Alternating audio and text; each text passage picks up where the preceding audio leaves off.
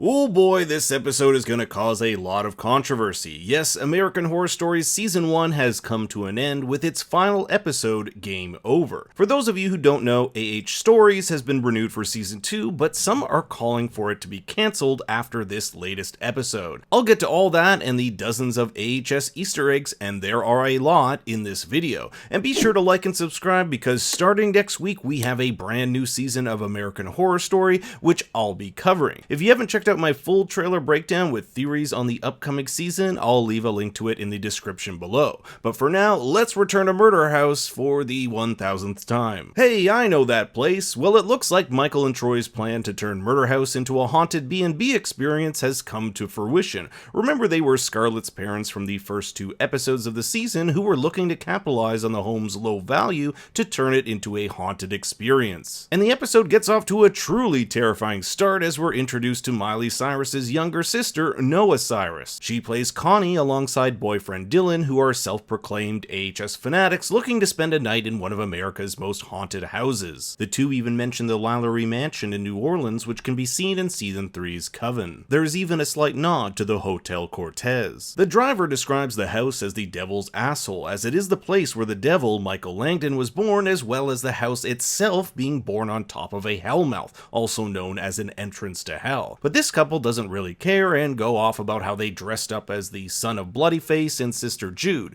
both of whom were characters seen in Season 2's Asylum. Inside, Connie gets a vision of the Rubber Man. I won't get into too much detail about him as I covered him in my episode 1 and 2 breakdown, but needless to say he plays a big role in Season 1 and even has a few cameos in Season 8's Apocalypse. In the kitchen, they're greeted with some wine, black rose petals, and a card that says "Welcome to Murder House," which is also the title of the very first episode of American Horror Story. Connie reads the back of the note referring to Violetators, which is a mashup of the names Violet and Tate, who were lovers in Season 1. They head on upstairs to what was once Tate Langdon and Violet's room. Dylan even puts on the iconic Tate Langdon sweater to get Connie in the mood, but ends up lasting as long as one of my relationships. They notice that all these candles have been lit and surmise that someone must be in the house to facilitate the scares. They even joke it could be Larry Harvey, Dennis O'Hare's character from Season 1, who burned his family alive in Murder House. We hear Adelaide Langdon's voice call out "You're going to die in here," one of her iconic lines from Season 1, as well as Bo Langdon's red ball roll in, something we also saw in episode 1 of this season, yet we never see Bo. They find the body of Nurse Gladys, a murdered character from Season 1 who also makes an appearance in the first 2 episodes of Stories, but they believe this all to be a part of the horror experience. They even remark how it must have been serial killer Richard Speck who killed the nurse, which is a callback to the character he inspired in Season 1, R. Franklin, who killed nurses after a thermometer broke in his mouth. And this is where we get our first glimpse of the season-going meta, which some have criticized. Connie's character says of Season 5's Roanoke, "Why does Sarah Paulson should talk that season?" The show has now become a commentary unto itself. This is later expanded upon by the character of Rory, who talks about how he's an HS superfan and only superfans understand what American Horror Story is. Some have criticized this as creators Ryan Murphy and Brad Falchuk's poking fun at the fandom by purposely creating an annoying, whiny brat as their representation of the fandom. And I kinda get it. I've done videos rewriting the endings of both Apocalypse and 1984 because I didn't like them, but what I think they miss here is that it comes from a place of love. I love the show so much. Regardless, it's always dangerous when you bite the hand that feeds. I want to hear what you guys thought about this in the comments below. Moving on, we meet these 3 new girls who were killed 10 years ago by the Rubber Man and Piggy Man, even after Ben Harmon warned them they should go. And Dylan McDermott, who plays Dr. Harmon, is the biggest cameo we get in this episode. He, having played Dr. Ben Harmon in Season 1,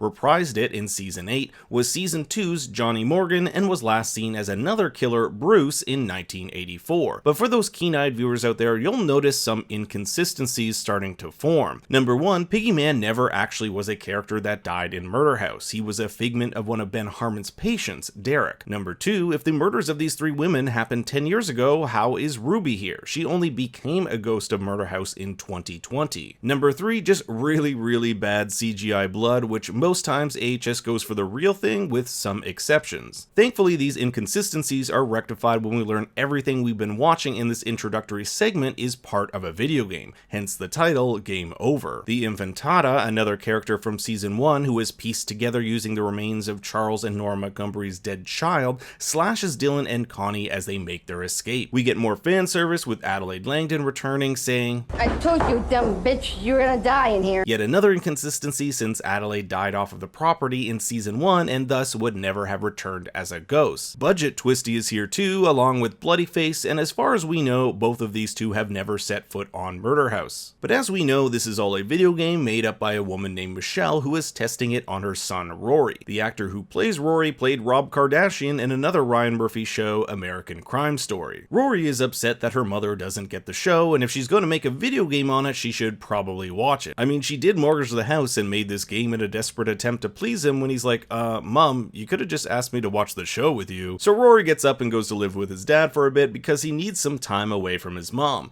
Time Michelle uses to binge the show and actually go buy Murder House for the low price of $100,000. You know, maybe she doesn't have money problems anymore. So Michelle lies to her son, saying she's going off to a convention to ask the AHS writers some questions about the house. Her ex-husband says of her, and if you've got one fatal flaw, it's that you're so convinced that you've got something to prove, that you will kill yourself to prove it. Well, she does end up dead over her Murder House obsession. Michelle arrives at her new home, totally not concerned a parade of ghosts are exiting her home. Of particular note is the pesticide dude, aptly named Phil Critter from season 1. He was hired by Ben to get rid of blowflies, but ended up discovering the body of Violet and was subsequently killed by Tate, who made him ingest his own poisons. The other notable ghosts are the 4 girls who pranked Scarlet from episodes 1 and 2 of this season. We'll see Scarlet here with Ruby, who visits her every Halloween, the one night of the year where the ghosts are free to roam outside of Murder House. So of course the two spend that time in the home. Michelle searches the empty house, likely empty because all the ghosts are roaming the world, and finds Ben Harmon crying. I usually only cry like this after I masturbate. Which is what he did in season 1. It's kind of funny she doesn't immediately recognize him as Ben Harmon after just binge watching the entire season. Ben tells her that Murder House is hell. He's stuck here blaming others and not himself. He mentions Hayden, the woman he had an affair with from season 1, played by Kate Mara. He says he's even talked to another therapist about his problems, referring to episode 1's Dr. Andy Grant, who was later killed. Michelle says, the people who are trapped here are probably stuck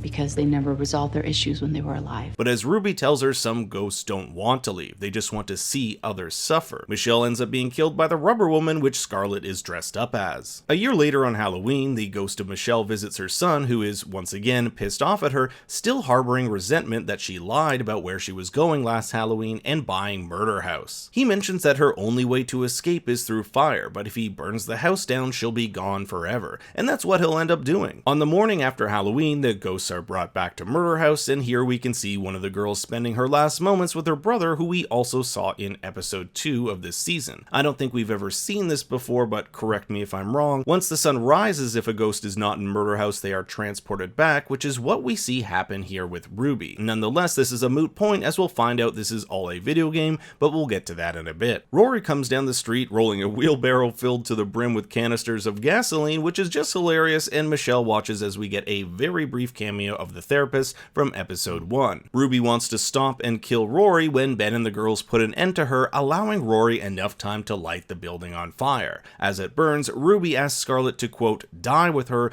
but Scarlet walks away. We also hear Tate Langdon's whistling tune here from season 1 as the building goes up in flames. 3 years later, and Scarlet is with Tim the realtor, the same guy who sold Murder House to Michelle. Murder House has been transformed into condos, and according to Tim, none of the new tenants have seen any apparitions or have been harmed. The fire must have purified the occult forces, just like Rory had said. Scarlet ends up buying the last unit for $1 million and even jokes to the realtor she earned her money from being a hitman. We did see her kill Ruby's Uncle Tony in episode 2. She unpacks a framed butterfly. I discussed how this signified transformation in my episode 1 and 2 breakdown. This time it is the house that has literally transformed. We also see one of her dolls that she unpacked in episode 1. Scarlet has purchased the apartment in the hopes of reuniting with Ruby, which she does when Ruby appears to her in bed dressed as the Rubber Woman. Ruby tells her the others have moved on and she's the only one who has stayed. Scarlet tells her the cheesy line that true love never dies as we get bloody fireworks congratulating us for beating the game. Yes, this was all a game. Rory tells Michelle she's finally got the vibe of the show in this new version, and even quips that there should be a level where you need to get a potion from the Coven Witches in order to burn the place down. Yet another meta commentary on fans dictating how how the show should be written. For those wondering where reality starts and ends in this episode, it's fair to assume that everything after Rory leaves to chill with his dad and that intro with Connie and Dylan never happened. So Michelle buying the house, getting killed, and Rory burning it down never occurred. That only happened in the video game. This implies that Murder House is still alive and well, and that none of the events that occurred in this house in this episode are AHS canon. We do, however, get a curveball, quite literally, with Beau's red ball showing up at the end. This could mean two things. One, that Michelle simply had it as a prop in her research for Murder House. We do see her here with posters of AHS characters, or it could mean that the video game has allowed the ghost to somehow venture out of Murder House through the video game, similar to how in episode 3's Drive-In, the movie Rabbit Rabbit was able to infiltrate people's homes and psyches. I might do a separate video on my thoughts about AHS stories. With the season 2, I really hope they take some of the lessons they've learned here and make a marked improvement. Remember that AHS Double Feature comes out on the 25th, and consider subscribing as I'll be breaking down every episode. Let me know what you thought about American Horror Stories in the comments below. Thanks for watching. For more bad takes, you can always follow me on Twitter and Instagram at ThinkStoryYT. Until next time, remember, Daddy loves you very much.